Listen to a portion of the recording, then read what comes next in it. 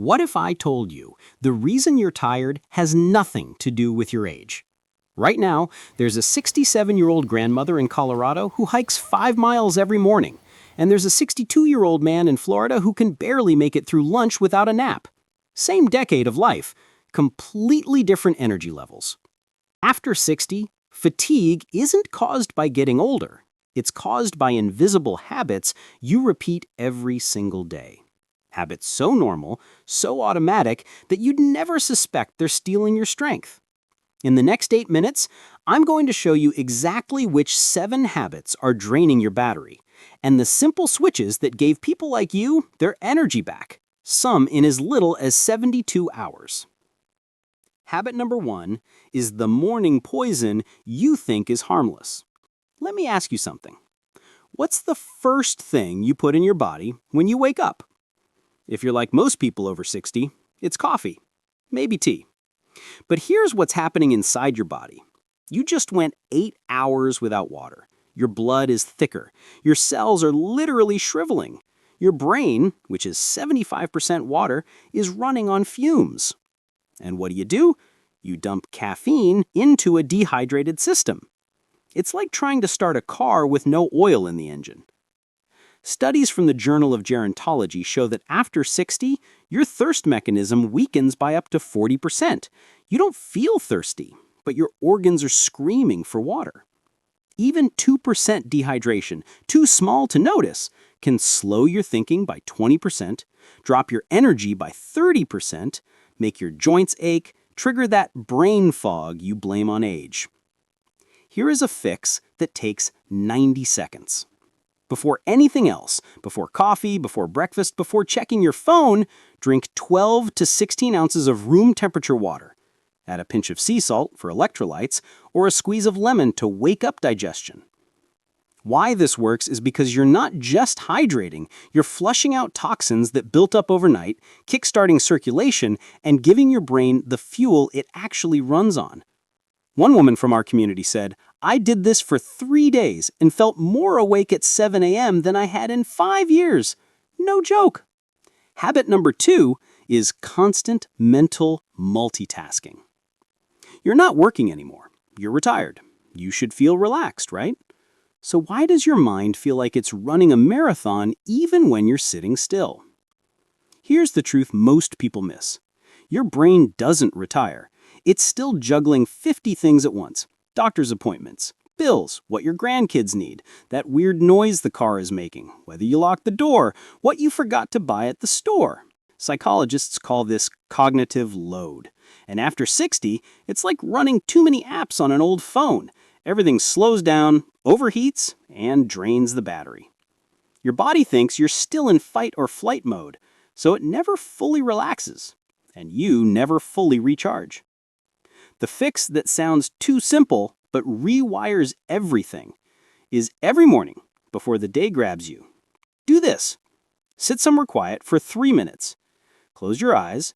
Take slow, deep breaths. Don't try to stop your thoughts. Just watch them float by like clouds. This isn't meditation. It's mental decluttering. You're teaching your nervous system, we're safe. Habit number 3 is eating too little protein. Let me guess. You've started eating lighter meals, smaller portions, maybe skipping breakfast because you're not that hungry anymore. Sounds smart, right? But here's what's actually happening. After 60, your body becomes 30% less efficient at using protein. That means you need more, not less, just to maintain the muscle you already have. Without enough protein, your muscles shrink, even if you're not losing weight, your metabolism crashes, and your body starts breaking down its own tissue for fuel. Aim for 25 to 30 grams of protein 3 times a day. That looks like 3 eggs and Greek yogurt for breakfast, palm-sized piece of salmon or chicken for lunch, lentil soup with beans for dinner. If chewing meat is hard, try protein smoothies with Greek yogurt or protein powder, soft-cooked fish, cottage cheese, or nut butters. Habit number 4 is ignoring sleep quality over sleep hours. You go to bed at 10. You wake up at 6. That's 8 hours. So why do you feel like you were hit by a truck? Because sleep quantity means nothing if you're not getting sleep quality. After 60, your deep sleep cycles shrink. You spend more time in light sleep, which is like resting on a noisy bus. Your body is asleep, but it's not repairing anything. You wake up stiff, foggy, and somehow more tired than when you went to bed. Here's what works. Dim the lights. Bright light destroys melatonin. Put away screens. Blue light tricks your brain into thinking it's noon. Do something slow. Stretch. Read a paper book. Listen to soft music. Habit number 5 is too much energy from caffeine. Coffee at 7 a.m.? Fine. Coffee at 2 p.m.? That's where the problem starts. Here's why. After 60, your liver processes caffeine 30 to 40% slower. That 2 p.m. coffee is still in your system at 10 p.m., blocking your deep sleep receptors. So, you sleep poorly. You wake up tired. You drink more coffee. And the cycle continues. You think caffeine is giving you energy, but really it's just masking the exhaustion it caused. Cut off caffeine by 11 a.m., no exceptions. After that, switch to peppermint tea, ginseng tea, or, and this is powerful, go for a 5-minute walk instead. Movement floods your body with oxygen. It's energy you make, not energy you borrow.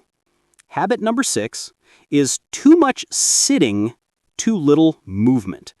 Sitting feels like rest, but to your body, prolonged sitting is a silent shutdown signal. Every hour you sit, blood flow drops by 50%. Joints stiffen, digestion stalls. It's why you feel more tired after sitting all day than after a day of activity. This fix takes 2 minutes. Every 60 minutes, stand up and move. It doesn't have to be exercise. Walk to the window. Stretch your arms overhead. Roll your shoulders. March in place for 30 seconds. And habit number 7 is saying yes when you really mean no. This is the one nobody talks about, but it might be the biggest energy thief of all. How many times this week did you say yes when you really meant no? Yes to babysitting when you needed rest? Yes to a commitment you didn't want? Yes to staying on the phone longer than you had energy for? Here's what happens inside your body every time you do this. Your nervous system registers internal conflict. Part of you wants to say no, part of you says yes anyway. That conflict creates stress, and stress is the most exhausting thing your body can experience. You might not feel it in the moment, but by the end of the day, you're wiped out and you don't even know why. You are allowed to protect your energy. Practice saying, I need to check my energy before I commit. I appreciate you thinking of me, but I need to rest. I'm not available for that right now. No explanation needed. No guilt required. So here's the truth. Your energy isn't gone. It's just being quietly stolen by habits you didn't know were hurting you. The good news is you can take it back, starting today. Pick just one habit from this video. One, not all 7. Maybe it's the morning water. Maybe it's the protein. Maybe it's finally giving yourself permission to say no. Try it for 7 days. See what happens.